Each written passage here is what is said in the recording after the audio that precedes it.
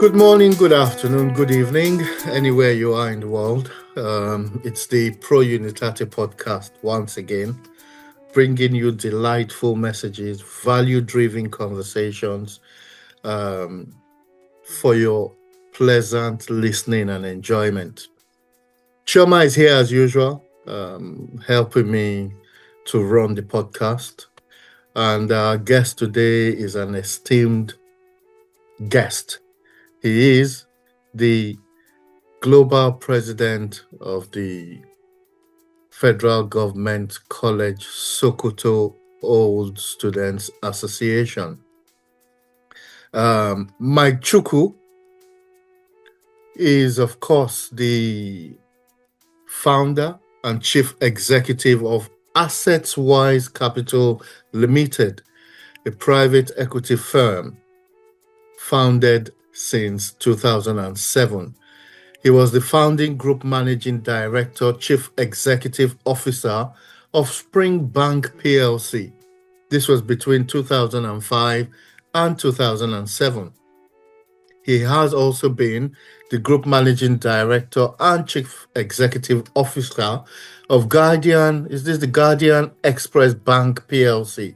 This was before he moved on to the Spring Bank.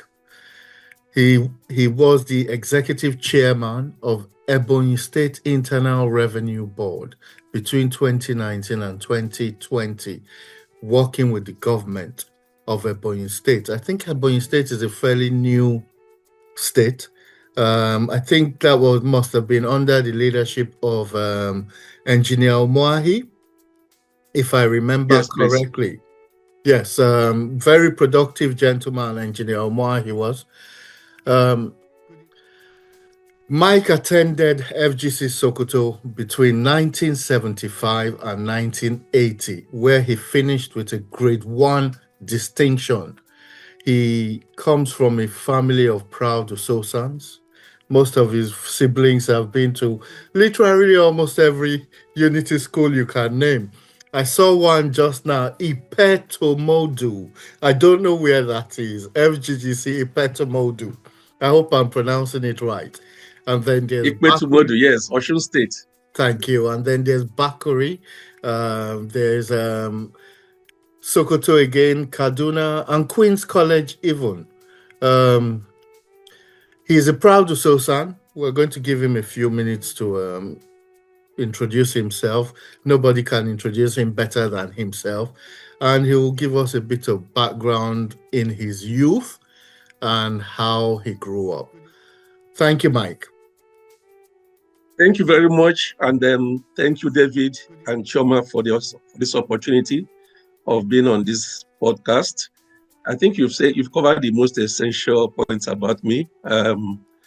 I think I only just add I was born in the mid-60s, 1964, February 14th, which was a Valentine's Day for lovers.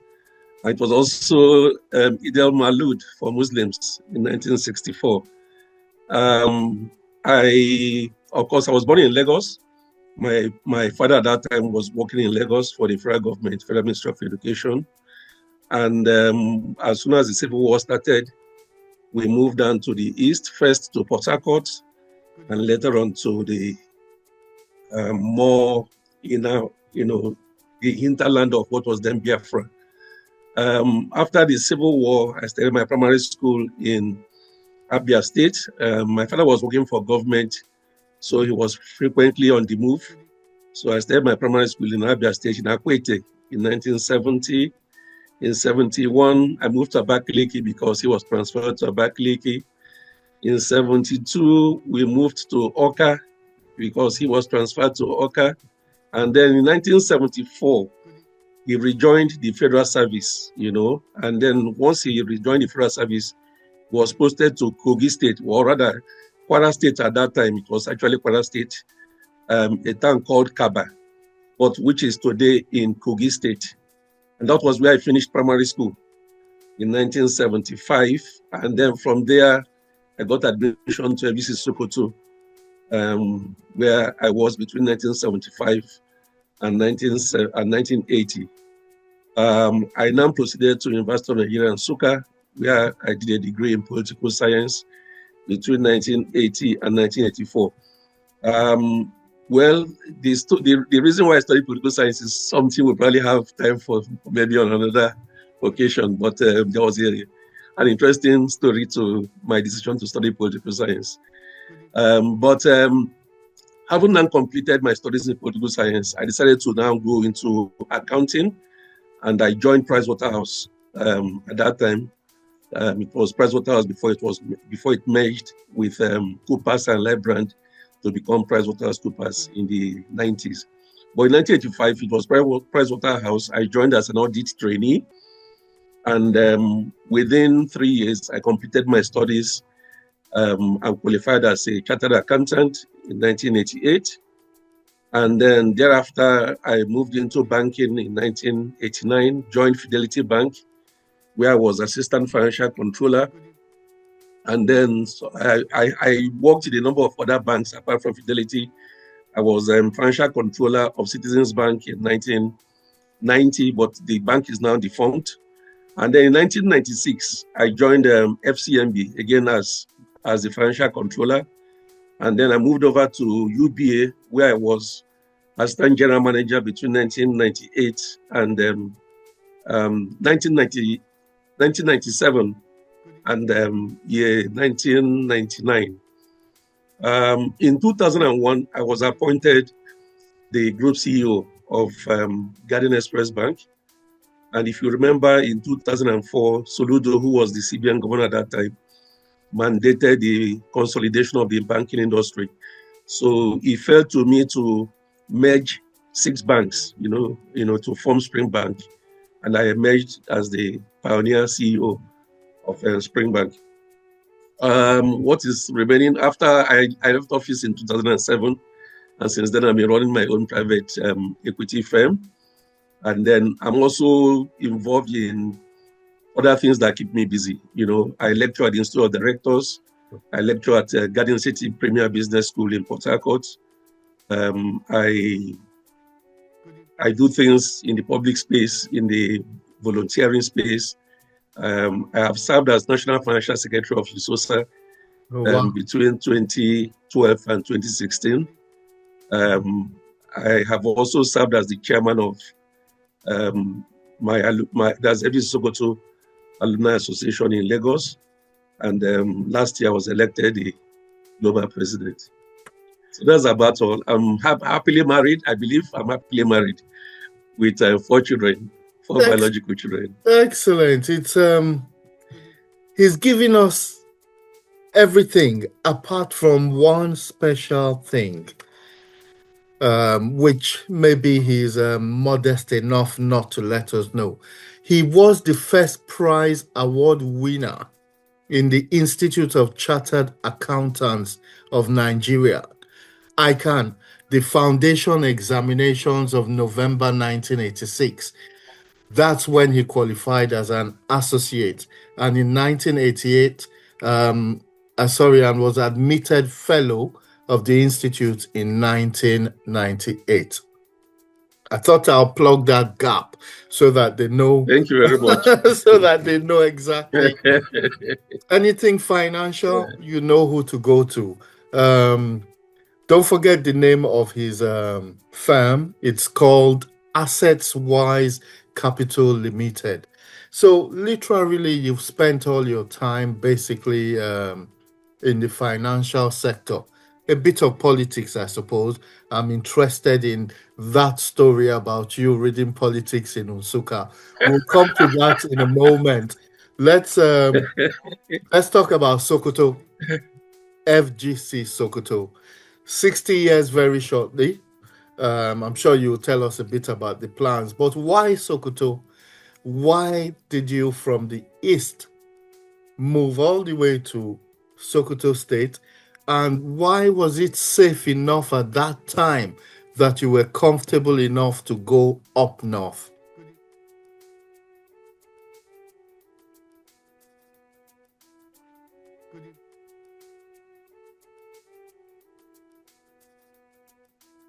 I didn't hear the last part of the question, please. I said, why was it comfortable for you at that time, leaving the East and going all the way up north to a region where you had never been before. Tell us about that experience. Tell us why Sokoto. Okay, maybe I will have to start from my first brother who went to FGC Sokoto. In 1965, my eldest brother went to King's College. You know, as I said, in the 60s, my father was working for the federal government in Lagos. Yes. So my eldest brother, who is late now, Professor Austin Chukwu, attended King's College in 1965. In 1966, the federal government decided to set up 3 federal government colleges, one in Sokoto, one in Warri, and one in Okposi. So my second brother, called Dominic, decided out of a sense of adventure to apply to FGC Sokoto. So they were in the pioneer set. They were in the pioneer class of 1966. In 1967, when the Civil War started, those of them who were from the eastern part of the country were shipped for their safety. Were shipped away from Sokoto to Okposi. At that time, that was the 3rd federal government college, apart from Sokoto and Warri. In 1970, of course, he couldn't continue his studies during the Civil War. In 1970, when the Civil War ended, he wrote a letter to his classmates who were at that time in Form 5 in Sokoto. You know, after the Civil War, my father decided to register him in a state school in East Central State, as it was at that time. And because he had lost some years due to the Civil War, he was now in Form 3. But he now wrote a letter to his classmates who were in their final year in FGC Sokoto. And they were quite pleasantly surprised to learn that he was still alive, because, of course, you know, there were fears that many people may have died during the Civil War, including him. So when he wrote that letter, his classmates mobilized. You know, the classmates were led by Suli Abu. I don't know whether you have heard about Suli Abu. He was a journalist, you know, a reputable journalist, and he retired. He will be in his 70s now. So his classmates went to the principal, a white man, and said they want my brother back in Sokoto. And they now contributed money. Wow. And sent to him. And this was 1970. If you know, the wounds of the war were still fresh. So when they sent the money and the letter to him, and he went to my dad, my father said, well, if your classmates say they want you, then you have to go. So he went back to Sokoto in 1970 to now resume in Form 3. At that time, his classmates were in Form 5. And then he now eventually completed O-levels in 1972, and then went back again for A-levels in 73, 74. So, you know, in my family, Sokoto then became synonymous with charity, with a good place to be in, such that when my 3rd brother was to go to secondary school in 1973, Sokoto just became the natural choice. So he applied. And then in 1974, when my 4th brother, who many of you will know, Professor Chukwu, who was Minister of Health, also decided to go to secondary school, Sokoto became the natural choice. And when it was my time in 1975, we all decided that Sokoto was where to be, because they had shown love to us. And I think this story actually reflects, you know, embodies the spirit of the unity schools, where, irrespective of where you find yourself in the country, you should feel at home. And that is, you know, that's just the story of what took me to Sokoto. Yes, it was a united experience.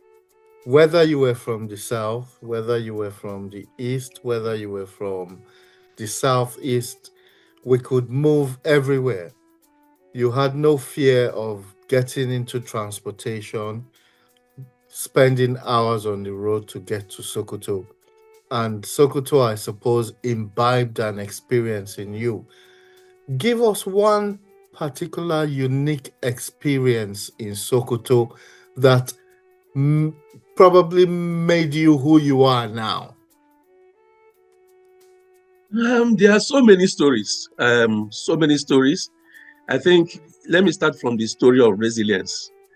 At the time I went to Sokoto, in 1975. As I said to you, my father had rejoined the federal service and he had been posted to Kaba in Kwara State at that time. Kaba is now in Kogi State. And for me to make that journey to Sokoto, I had to travel from Kaba to Ilorin. You know, my parents took me to Ilorin and then I had to join the train. I remember very well, it was on a Wednesday night. And then we traveled by train from Ilorin to Zaria, you know, over a period of 24 hours. Wow. And we got to Zaria at 10 p.m. the following day. We entered the train at 10 p.m. on Wednesday, got to Zaria at 10 p.m. on Thursday. Of course, there were other students. You know, the school had taken the extra caution of reserving a coach, you know, for students of FGC Sokoto. So we got to Zaria 10 p.m. the following day, and immediately joined the vehicle going to Sokoto. I mean, when I look back, we traveled all through the night, you know, from Zaria, and we got to Sokoto around 4 a.m. in the morning. We didn't fear anything. To our surprise, in the middle of nowhere, the driver would stop maybe around 1 a.m. He stopped somewhere in the middle of nowhere that he needed to pray. And we all came down, students, we all alighted from the bus to stretch our legs, and nobody was afraid. So that was my first experience of Sokoto as a place where you were taught to, as a young person, I was 11 years old at that time, to look after yourself, establish some sense of independence. So when you say, who am I today? The spirit of independence came to me early as a young 11-year-old when I had to travel that kind of long distance. But the second attribute was that I now learned to trust people. Today, most of my friends are people who are not from my own part of the country, because we now formed a bond of friendship, a spirit of friendship, a spirit of camaraderie, which has remained with us 50 years afterwards. Sokoto was a very, very good environment to learn in. At the time we got there, we still had a white principal, Mr. Howard, and his wife was also a teacher in the school, Mrs. Margaret Howard. Our teaching faculty at that time, about 1/3 were people from Europe, you know, whites from England, from America, from Scotland, from Ireland. Then we had another third who were Asians, you know, Pakistanis and Indians. And then perhaps only about a third were Nigerians. So it was like an international school at that time. Right. We were exposed to international standards, and the rigorous training reflected the standards of people who came from Europe. The principal was a white man. And as I said, most of the heads of departments were expatriates. I'm not saying that we do not have respect for Nigerians. Nigerians are equally good, but I'm only saying that at that time, the privilege we had of being exposed to an international faculty meant that our standards were substantially international. And I think that is something that has stayed with me today. The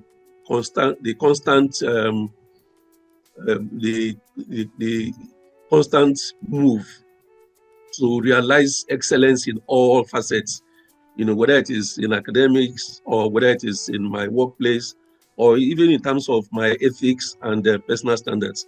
They reflect those kind of standards that one imbibed early in the day in Sokoto. The school rules were very, very, they are the number one school rule, I will never forget it. The number one school rule was that a breach of common sense is a breach of school rules. So when you read it, it's an omnibus kind of school rule, which is like, we expect you to use your common sense at all times. And even in my personal life, I reflect on, does this thing make sense before I do it? Right. So those were some of the kind of influences one received by going to Sokoto. Chioma, the topic of resilience came up again. That was the very first thing Mike said when I asked him about unique experiences from FGC Sokoto. Yes. Yes, so Chioma, go on. I'm sorry, I don't know how far what I missed. Because apart from his experiences as a young man, 11-year-old, traveling to Sokoto, and the impact that Sokoto made on him, you haven't missed anything else. So if you want to go from okay. So you haven't asked the question I've been curious about. Go on. I'm kind of curious what took him to numbers, because he had mentioned. Yes, so well, I think I should. Yes, I need to know what took you to numbers. I think I should speak to it. Yes. Yes. Okay, this is what happened actually, as a matter of fact. In 1979, okay, in 1978, when I was going to Form 4, our school had the system, and I think it was the same in all the federal government colleges, where you choose your subjects in Form 4. And in Form 4, you are required to choose either art, maths, or literature, history or physics, chemistry or fine arts. I think biology stood on its own, you know. Now, I was doing equally well in science subjects as well as in art subjects. But the fad at that time, what was recognized among people of my generation, was that you needed to be either a doctor, an engineer, a scientist. So just like every person of my generation, I chose maths, physics, chemistry, biology, and all the science subjects. And actually what I had planned to study was architecture. That was my youthful fancy at that time. I just wanted to be an architect. Now, when we were going home for the long vacation after our Form 3, the school gave us forms to take back to our parents. And my father was required to choose what he thought I should do. So my father filled his own subjects. And instead of physics, he put history. Instead of art, maths, he put literature. Instead of literature, history, you know, those subjects that now made it, you know, that pushed me to the arts area. Now, my father wanted me to fulfill a dream he didn't fulfill for himself. My father was sponsored in the 50s to the United Kingdom to do a degree in education. And after that, if he had his way, he wanted to stay on and study law. But he went on a scholarship, and as soon as the education scholarship expired, he had to come back to Nigeria. Now, when he had his own children, my eldest brother, of course, had decided to study English. But other than him, the second brother went in for engineering. My third brother went in for pharmacy. My fourth brother went in for medicine. And he wanted someone to read law. And he thought I was going to be the person. So he selected art courses for me. So when I went back to school, we had a guidance and counseling teacher who brought out the two, what I had filled and what my parents had filled, and said, look, your father wants you to study history, literature, Bible knowledge, and rest of them. You want to study maths, physics, chemistry, blah, blah, blah, blah. The good thing is that you're doing well in both sides. But I think you should listen to your dad.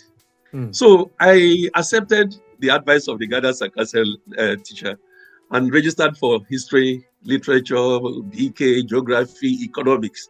So that made me an arts student.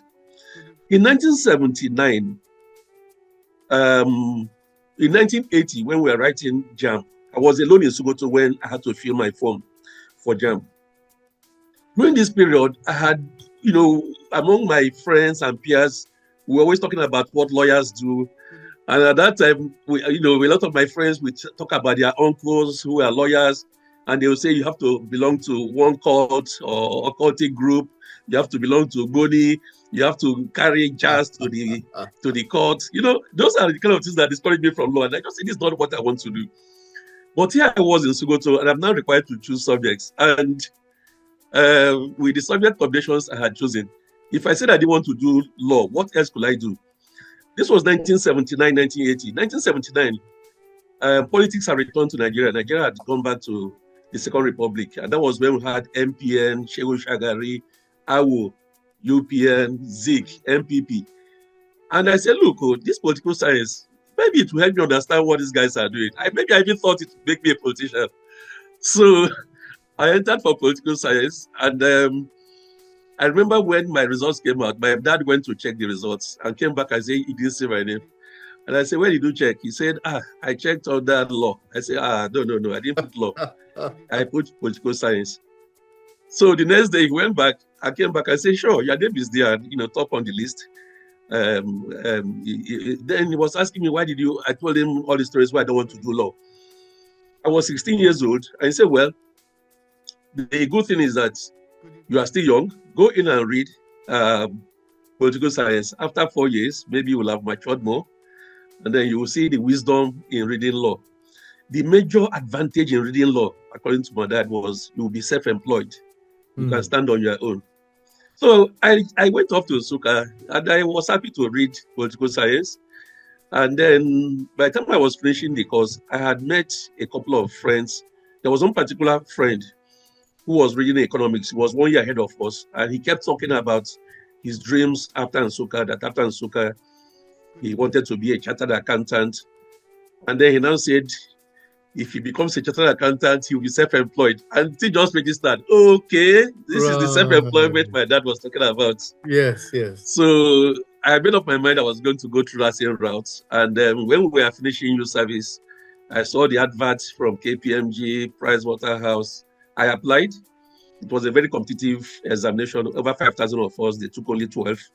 People from different backgrounds. We have people who read engineering, people who read accounting, people who read economics, people who read statistics. Some of the people who were in my set in Pricewaterhouse, someone like Carol Anyang, who later on became DMD of Diamond Bank. She read statistics. She had a first class in statistics. And so many others. So that is what brought me to accounting. And interestingly, as I was finishing my youth service, my father had gone to Unilag to buy direct entry law. Already, he really wanted law. I surprised him again. I said, "Sorry, Dad, I have got this job." Yeah, he really wanted, but I think he should be consoled in his grave. He has grandchildren who have read law now, so brilliant. the dream was eventually achieved. Excellent. That's what we like to hear. So for the audience, I apologize. It looks like Chioma has problems with her connections, unfortunately. She'll come back at some point. I think it's the internet not being stable where she is. Let's talk a bit about OSA. You held a position with them for a period. What was the interest in OSA? These alumni activities are selfless. You don't get paid for it. So what drove, what was the drive to want to partake in this association to give back? Okay, there is a historical angle, and then of course, like you said, there is that angle that speaks to my feeling, my desire to give back. The historical angle is people think that USOSA just came out from nowhere. In the 1970s, we had USOSA, but at that time it was called Federal Government Colleges Old Students Association, FEGO Colosa, that was the name. Right. I remember in 1980, when I went to Nsukka, we had FEGO Colosa, which was an umbrella for students from all the unity schools. People like us were from Sokoto, we had people from Ilorin, we had people from Enugu, we had people from King's College. And as students at Nsukka, we used to, come together, do meetings and have a party. In fact, at that time at Nsukka, everybody looked forward to the FEGO Colosa Irabor, because it used to be the main Irabor, even chicks, everybody wants to come for that Irabor, So we always had a FEGO Colosa. Then when I left school and I came to Lagos, FEGO Colosa still existed, but what was more, what was stronger at that time was FEGO Sokoto, that's Sokoto Old Students Association. And I remember that time, even as a young graduate who had just started work in Lagos, we had our seniors who were senior managers in banks, one or two were in NNPC, one was in the Federal Airports Authority, and I remember the one in FAN used to host us at the airport at Bretla. Mohammed Airport every last Sunday of the month. And as a young person, because I had 2 or 3 elder brothers who were already in Lagos before me and who used to attend those meetings, I was always going with them. And as a young graduate at that time, we were the errand boys. I remember in 1991, when we had our my school's 25th anniversary. I volunteered. I was working in Fidelity Bank at that time. I volunteered and I was among those who went around. There was no online transfer at that time. If you wanted to make a payment, the person will issue you a check. So I volunteered. I had to go to the NPC, went to UBA, went to some other places where we had our own students to go and pick up checks and all that. So I grew into it, as it were. When I was working for a long time, my engagement was with Federal Government College Sokoto Students Association, because USOSA or Federal Closer went, it went down for a while until a few people like Albert Tukumaba now decided to resuscitate it under Pro-United Forum. That was the best name, Pro-United Forum. What actually ignited my interest in USOSA was that, if you remember, in 2006, 2005, 2006, Ezekwesili, Dr. Ngozi Ezekwesili, Obi Ezekwesili, was the Minister of Education. And if you remember at that time, they had come up with a policy where they decided that they were going to privatize or concession the federal government colleges, the unity schools. And Albert Tukumaba, having learned that I went to a federal government college, approached me. I was still in the bank at that time. And he said, look, we have to join forces to save the federal government colleges. We were afraid that if we didn't step in, people who didn't know about the motivation, the spirit, the history, the legacy of those schools will probably buy over the schools, and they'll take it in a direction we won't be happy about.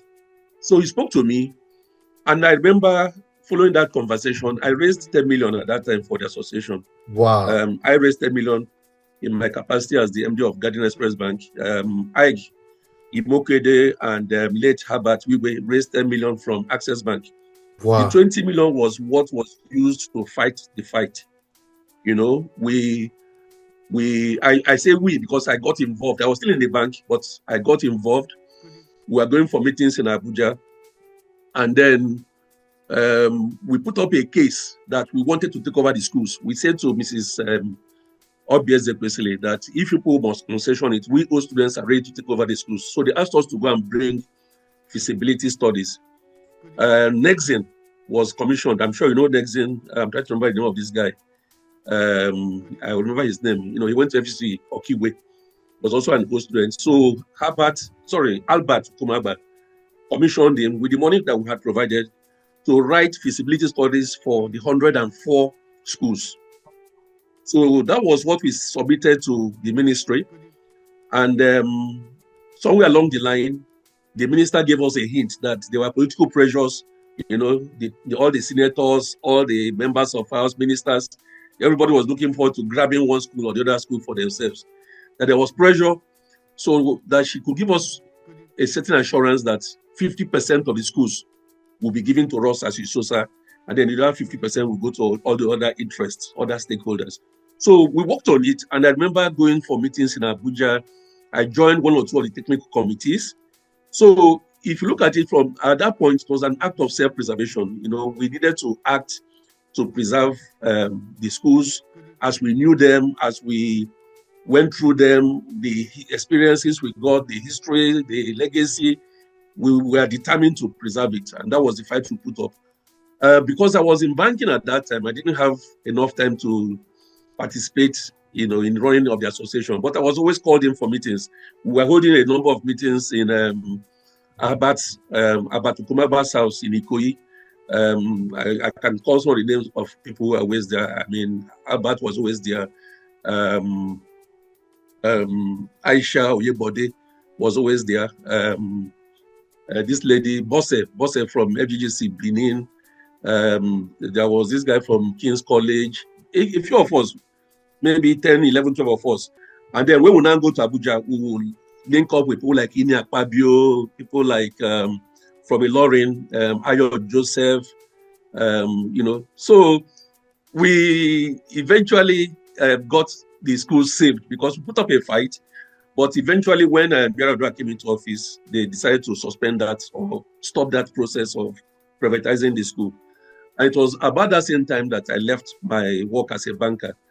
And I remember they put me under pressure to come in, having shown sufficient interest in the affairs of the institution. So I agreed to serve in 2012 as the financial secretary, which I served under DICO,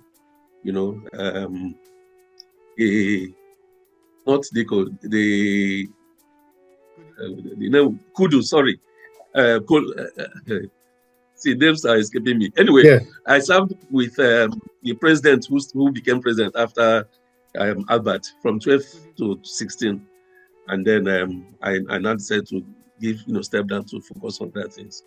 Right. So my interest is one, I was born into that situation of being involved in FGCs, but more importantly, I got intimately involved because we needed to act to save the schools at a time. But today, we are at that point where each of us who has benefited sufficiently, immensely from attending fragment colleges are worried about the future of those schools. Now that I'm president of FGC Sokoto Students Association, I visited my school late last year, and I can say to you that I was thoroughly distressed by the situation I met, deterioration in physical infrastructure, deterioration in the quality of learning, deterioration in the environment, deterioration in the spirit of the school. When I say the spirit of the school, it's no longer the school some of us attended. And I'm sure it's not peculiar to Sokoto. In our time, all the regions, all the states were fairly equally represented in the school. In Sokoto at that time, in my set, we were about 96. I went to Sokoto when we had 12 states in Nigeria. I came from East Central State at that time. And Sokoto was in Northwestern State at that time. Almost all the states had like 6 or 7 or 8 students. So we had some sense of balance. We had some sense of exposure to cultures, to people from all parts of the country. Today, most of those schools are now, grounds of inbreeding. 90% of the staff are from that area. 90% of the students are also from that area. It no longer reflects the national culture that some of us met. So some of us are concerned about the fact that our unity schools, which we were beneficiaries of, are no longer fulfilling any of the two reasons why they were established. One, they were established to promote unity. Yes. But more importantly, they were also established to be models of excellence. Today, they're not fulfilling any of those two missions. And we're asking ourselves, what can we do in our little corners as school students to revive the traditions of the schools and possibly reorientate the schools and enable them to rejuvenate the schools so that we can go back to the legacy that we're coming from. I just want to quickly drop in there. You mentioned Ayo Joseph. He has been on this podcast. He was, I think, on episode 3 or episode 4. Similar demeanor like yourself, a well-read gentleman. We were happy to have him on the podcast.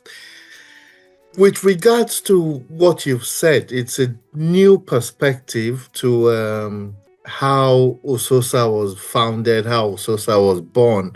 Our first earlier episodes was dedicated to the origins of OSOSA. We heard about Albert Okumagba. We had the current President General, Michael Magaji. There was a fellow from FGC, Wari Dauda Ilea. He's been on the platform as well. So it's a very new perspective to how the unities, how OSOSA was formed. I'm very concerned, like yourself, with the quality of the education in unity schools and should we call it degradation of the quality and then of the schools themselves. I'm not going to attribute blame. Everybody knows how to attribute blames. What we do here is to prefer and seek solutions.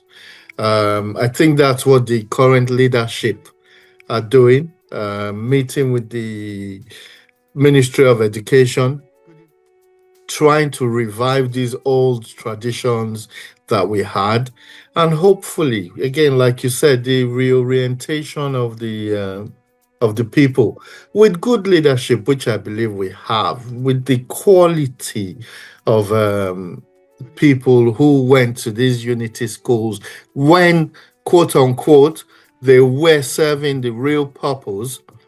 I think we can all come together and do things in a collective. Now, I'm not trying to flog Alumni Hub. I have no desire to flog Alumni Hub. However, it's a unique tool that can bring us all together in one place.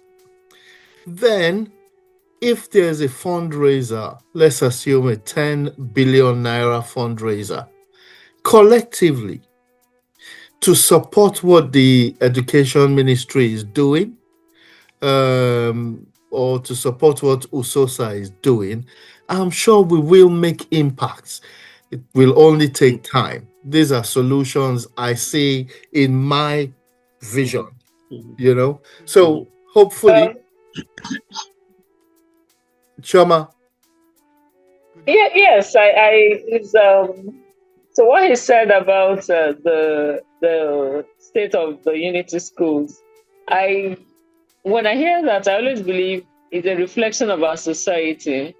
So it's not just unique to the unity school. So why would somebody not want to send their child to Sokoto? Those are the things that we need to be looking at, like security issues. And I'm sure, Mike, you would not want to send any of your children to the school that you went to because of the security issues and all. So beyond USOSA trying, I believe that we need to get to a point where we sit at policy making so that we take it from the federal government side. Because we can only, I know a lot of work that my school is doing is even easier for us in the South, that people still come from around the neighboring states. But I can imagine what Sokoto is now. So I'm just thinking, what if we look at it from a point where we get to sit at the table where the policies are made that will actually put the unity schools back to what is supposed to be, as opposed to just USOSA maybe bringing money together and trying to do some work. Different perspectives. There's no wrong. There's always right. Go on, Mike. Go on. You were going to say something. Yes. Chioma, you are absolutely right. Yes, you're absolutely right. Which is actually what. You're absolutely right, Chioma. Part of the tragedy for the unity schools today is the fact that we have not had a regeneration. If you look at most very proud alma maters everywhere in the world, you find a father goes to the school, he ensures his son goes to that same school, and it becomes something that he passes on from generation to generation. Today, we are at a point where most of us, I'm sure if you did a survey, perhaps 80-90% of USOSANs are not even, they have not allowed their own children to get the benefit of the kind of education they got. And for me, that's a tragedy, because assuming we had USOSANs who are still going for PTA meetings, for example. The 5 or 6 years ago, one of my sons was posted to Sokoto State for NYSC. I had no inhibitions asking him to go, because when he came to me, I said, sure. It was a very sweet coincidence for me. So all I did was I called my one of my classmates in Sokoto, who at that time was a commissioner in the state, Hassan Mashido. His late father was a sultan before this one. So I called him and I said, my son is coming to Sokoto. You guys take care of him. And I was quite happy when my son told me that he came to the camp to see him, which is the spirit, the fact that I sent him to Sokoto and immediately he has a father, as it were, a foster father in Sokoto. But the funniest thing, after camp, I just, after like a month, all of a sudden I saw him in Lagos and I said, come, what are you doing here? He said, I have redeployed. I said, how? Why? He said, my mom said because of the security situation that she can't bear the pains of a possible loss of a son, in the insecurity enough. And the mother just made the arrangement behind me because they knew I would say no, My attitude was that you just go there. Yeah, just like I was sent, for me, I have things to say about it, that I learned culture, traditions of those people in those areas, their foods, their language. I've made friends there. I can go to any part of Nigeria and I live, and I can, just the way I called my friend and said, my son is coming. That's the way you make friends, So yes. Between him and his mom, they redeployed him to Lagos, So where we are today in the country, I think the other challenge is how many of our old students are teachers. How many of them have gone back into the federal government college system? Again, a very negligible number. I would have wished that the principal of my school, for example, was an old student. And that, again, is something that, in my opinion, is one of the things that has actually diluted the culture of the federal government colleges. Yes. When the first set of federal government colleges were set up, you will find there was this linkage because they shared common history, because of teachers who moved from one school to the other, and they kept on passing the culture and the practices, and therefore we had a common thread. Now, I think the first set of principals, of the schools, who were appointed in the 70s, because the new generation, the second generation of schools, after the first set, Sokoto, Warri, and Okposi in 1966, in 1973-74, we had the second set, which included schools like Ilorin, Ikotekpene, Port Harcourt, Calabar, and so on and so forth. The principal of those schools, the second set of schools, came from the first set of schools. Mm-hmm. And therefore, they maintained a certain consistency in terms of cultural practices. But today, because of the government policy, which seems to promote recruitment of teachers from the environment where the school is situated, you now have people who did not pass through the federal government colleges system. Now, so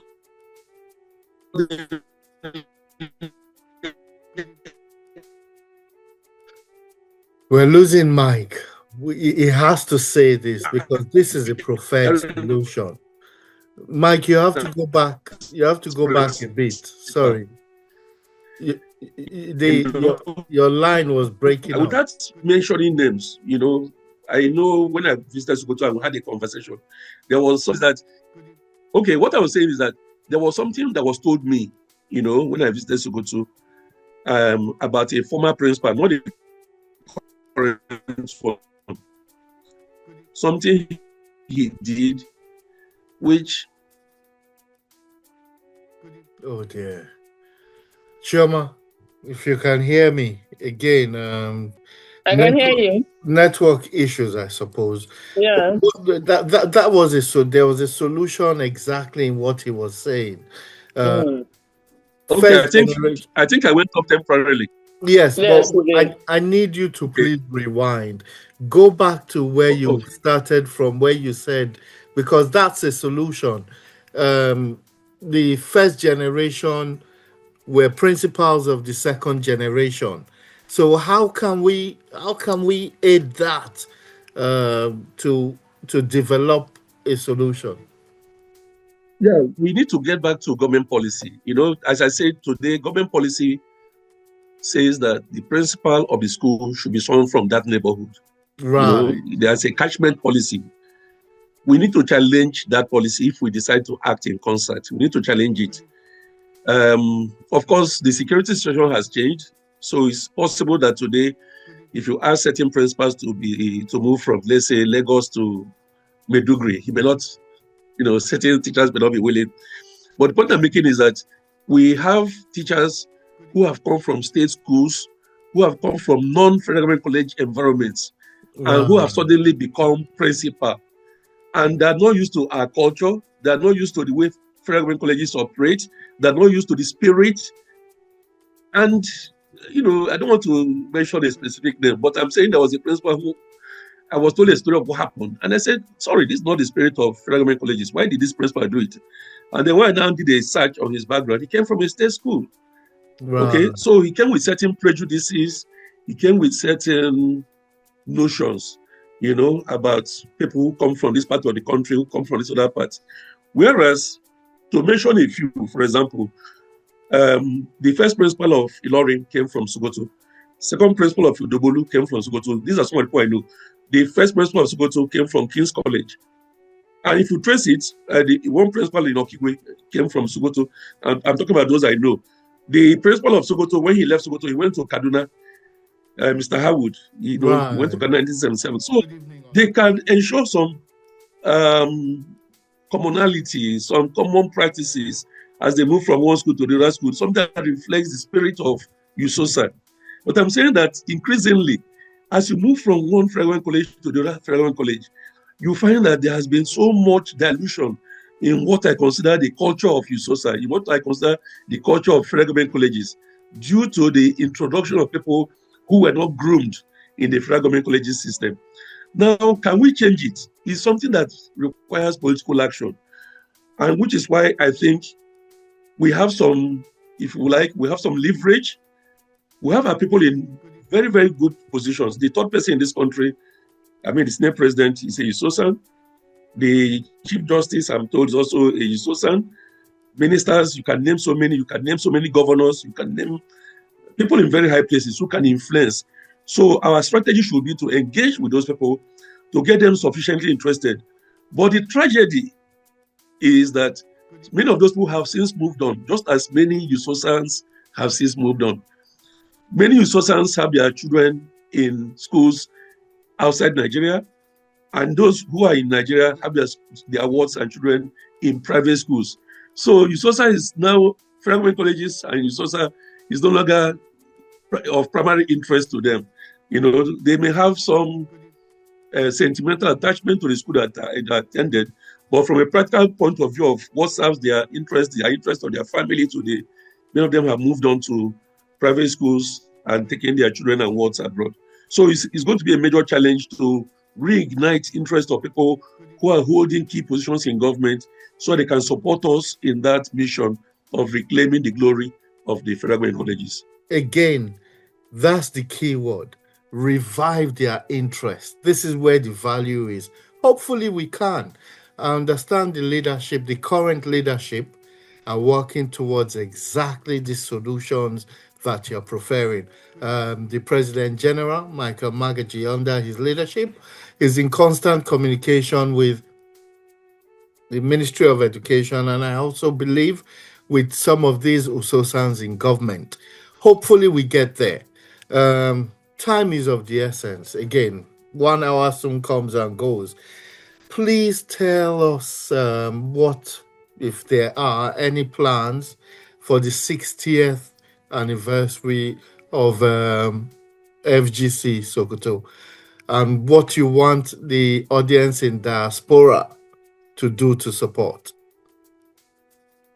Thank you very much. FGC Sokoto, we pride ourselves as the first federal government college other than the King's College and Queen's College. The school was established February 1966, and that means that February 2026 will make us 60 years. We plan to celebrate that milestone. Is monumental.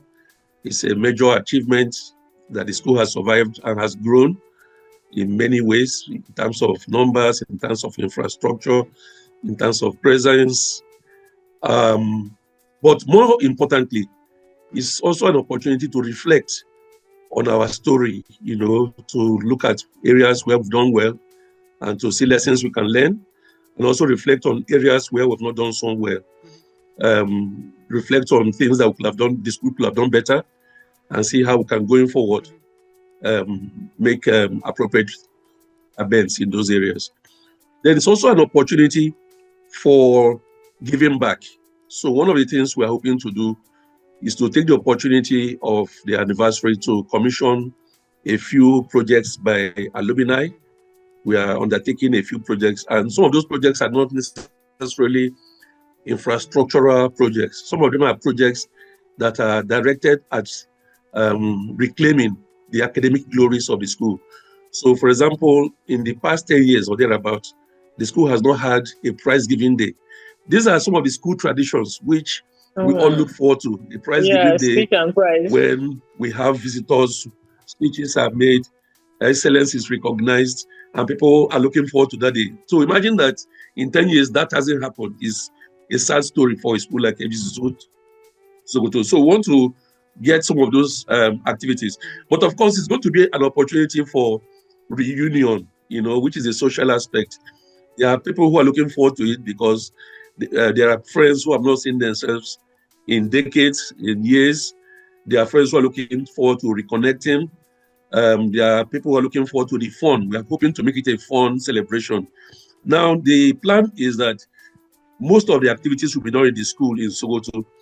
But because we also realize that there are some people in government and some alumni whose interests may not be excited if all the activities are done in Sokoto, we plan to do one or two of the events in Abuja. We plan to have an anniversary lecture in Abuja, as well as a dinner. But the major highlight of the programs will be done in Sokoto. We will have social activities, we'll have academic activities, then we'll have recognition of staff and alumni who have contributed immensely to the growth of the school and to the growth of the association. We will have activities. We plan to host events that would promote academic excellence. For example, I've mentioned the prize giving day to be part of the event. So it's going to be like a 1-week program in Sokoto and a day in Abuja. So we look forward to getting all members of ISOSA to be behind us. A story of Sokoto is a story of ISOSA, and we'll be very, very delighted and pleased to see ISOSA support us. But we'll be, starting from next month, we'll go on an active campaign of publicity to rev up the engine about what we plan to do on February 2026. We have so many of our alumni who are holding or who have held and who are holding important positions in government. We're hoping to reach out to them. We've reached out to many of them already, and we're hoping they will be the spearheads of the efforts we are going to make for the celebration. So with what we have in our kitty, we believe it to be fun-filled and, more importantly, to be productive. Excellent. I hope we are invited. David, Chioma, I have a question, though. I'm going to ask the same question I asked Ori, because I see that most of the older OSAs are structured and the younger OSAs are struggling a bit in the association. Is there a plan to at least adopt an OSA and help them grow? Because I see a lot of young schools who are members of USOSA who needs to be handheld to, put structure. To you, does Sokoto have such plan? We will be pleased to assist. I know in the past we have, in an informal way, on an informal basis, provided some support to FGC Guzo. We had met with them when at the time they were trying to start, and we, gave them certain advice on how to go about organizing and all that. But we'll be happy. It's something we have actually canvassed. I personally have canvassed that program under the auspices of USOSA, where the younger schools, I remember, I think when I was in office as National Financial Secretary, interestingly, when I served as Financial Secretary, the current president was the Assistant Publicity Secretary in that same in that same Oh, administration. wow. And then the previous President General, Lawrence. all his name for me. Chief Lawrence, yes, Lawrence Wilbert. Wilbert. Lawrence was my assistant, was my deputy. He was the assistant financial secretary when I served as a financial secretary. So we all worked together. So it's something we have canvassed in the past, that the older associations, one, we have people who are more experienced in, old students, alumni affairs, and more importantly, we have people who are more established in industry, in government. So we can, I think USOSA can have a policy, a program rather, of attaching the younger schools, particularly those ones that are not yet well formed. They don't have associations that are well formed, or they are struggling, or they are not even yet in the embrace of USOSA. We can reach out to them and help them to organize and support them initially. I think it's something USOSA should promote. Thank you. I'm sure you guys are doing that already, aren't you? If you are not, then I think formalize it and do it, like he said, like a program, proper program. It's been informal. This is me. I always beg for that. So now I'm going to try and formalize it. Excellent. Absolutely. Thank you, everybody. It's been an hour of value. There's no doubt our conversation today has been full of value. There's a lot to learn, a lot you can learn by listening to this podcast. For those who don't know, we are on YouTube, the Pro Unitate YouTube channel, the TNN YouTube channel. We are on Facebook. We are on Instagram. The links will flow below this podcast. Please go and watch our podcasts. For young Usosans, it's not easy to get a personality like Mike to sit down for an hour to give value. These are very busy Nigerians who have served the nation, served their states. So take time out to gain the value and the experience. Again, the links will flow at the bottom. Don't forget to share, like. With every subscription, we intend to grow the platform. That was why it was created, to have personalities like Mike come and share value with our audiences, so that Usosans will know that we are not only unique, we are probably in line to be able to deliver quality for our motherland, Nigeria, that we love so dearly. Again, I keep reiterating, I understand that the president is now a honorary King's College Usosan. So we seek him to come, listen to us, and see if there's a policy that can be implemented under the leadership of Michael Magaji to carry Usosa forward. We're grateful for your time, Mike. Chioma, thank you. I'll give Chioma a minute, then we'll give the last word of the day to Mike. Thank you very much, so Mike. Thank you for joining us in this episode. Thank you, TNN. Of course, this collaboration, I cannot equate the value that it drives for USOSA, especially having these success stories from our own. So thank you very much, David. And so I'm looking forward to going to Sokoto. I've never been. Maybe this 6 years is going to take me to Sokoto.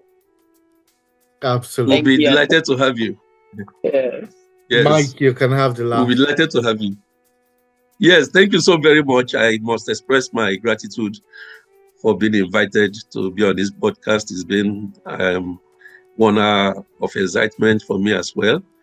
And to all of us who are USOSans, I think we should keep the flag flying. As they say, even when there's no wing, keep it flying. We were set up to pursue unity for Nigeria and to pursue excellence in all spheres. So let's remain united and let's remain excellent. Thank you very much. Brilliant. We'll stop the recording. I'll keep you for a minute or two, and then I'll let you go, all right? Thank you so much.